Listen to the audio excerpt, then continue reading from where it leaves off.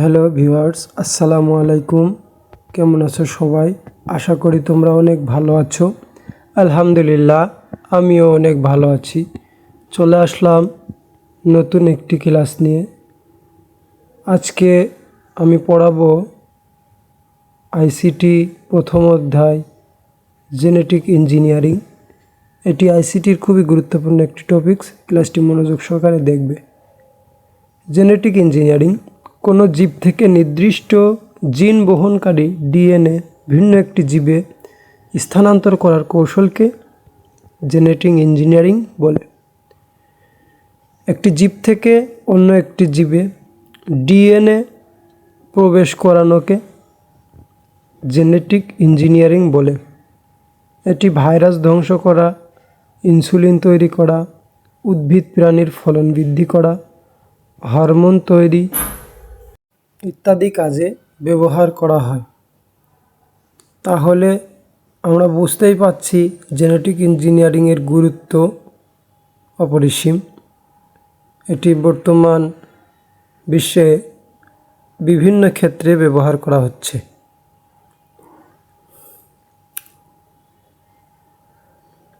Genetic engineering মূলত জীবের গঠন, বৈশিষ্ট্য কিংবা আচরণ নিয়ন্ত্রণ করে।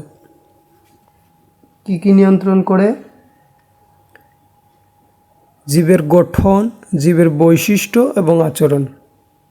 বিজ্ঞানীরা নতুন জিন প্রবেশ করায়, ক্ষতিকর জিন বাদ দিয়ে দেয় এবং জিনের যে কাজগুলো সেগুলো নিয়ন্ত্রণ করে।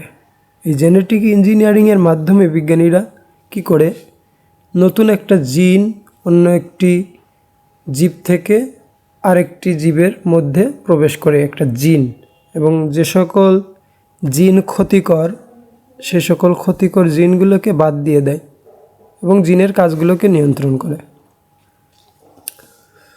প্রিয় ছাত্রছাত্রীরা, ক্লাসটি একটু মনোযোগ দিয়ে এবং ধৈর্য সহকারে দেখবে।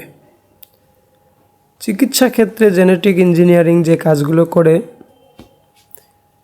চিকিৎসা ক্ষেত্রে জেনেটিক ইঞ্জিনিয়ারিং জিনবাহিত যে রোগ সেই রোগের চিকিৎসা করে, এরপরে ইনসুলিন উৎপাদন করে, এরপর ক্যান্সার এবং রক্ত স্বল্পতা নিরাময় করে।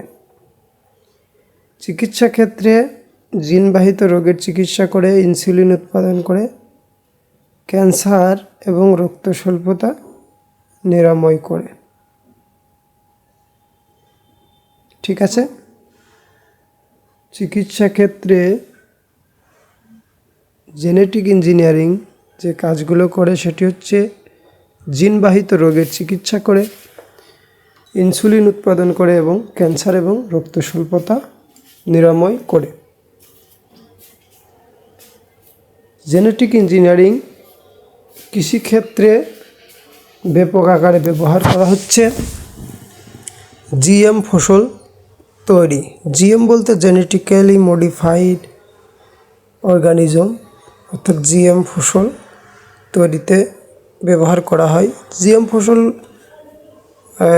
তৈরি যেমন পোকামাকড় প্রতিরোধী ধান বা তুলা, অর্থাৎ পোকামাকড় হবে না এরকম ধান বা তুলা এই জিন কৌশলের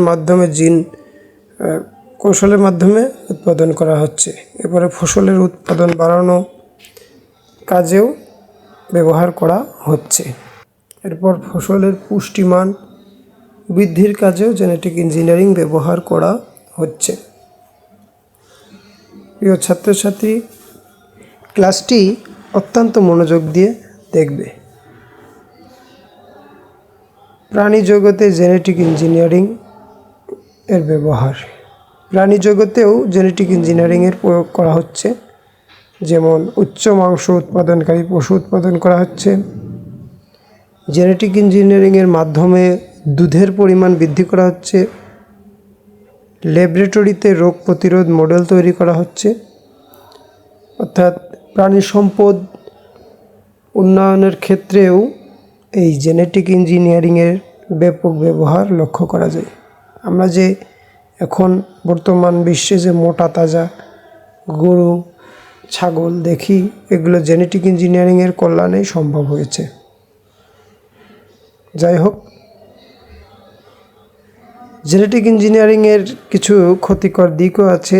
এটি ব্যবহারের ফলে জিনগত যে বৈচিত্র্য ভিন্নতা রয়েছে সেগুলো আস্তে আস্তে হ্রাস পেয়ে যেতে পারে। এরপরে স্বাস্থ্যের ঝুঁকি পরিমাণ বাড়তে পারে জেনেটিক ইঞ্জিনিয়ারিংয়ের ফলে, নৈতিকতা হ্রাস পেতে পারে এবং পরিবেশগত একটা প্রভাব পড়তে পারে। সব জিনিসের একটি ভালো এবং মন্দ উভয় দিকে আছে, ঠিক তেমনি জেনেটিক ইঞ্জিনিয়ারিংয়েরও কিছু খারাপ দিক রয়েছে, যেমন জিনগত বৈচিত্র্য হ্রাস পেতে পারে, স্বাস্থ্য ঝুঁকি বাড়তে পারে, নৈতিকতা হ্রাস পেতে পারে এবং পরিবেশগত যে প্রভাব সেই প্রভাবটা পড়তে পারে। ধন্যবাদ সকলকে ক্লাসটি মনোযোগ দিয়ে দেখার জন্য। ভালো থাকবে, সুস্থ থাকবে, নিয়মিত পড়াশুনো করবে, নিয়মিত ক্লাস করবে। আসসালামু আলাইকুম।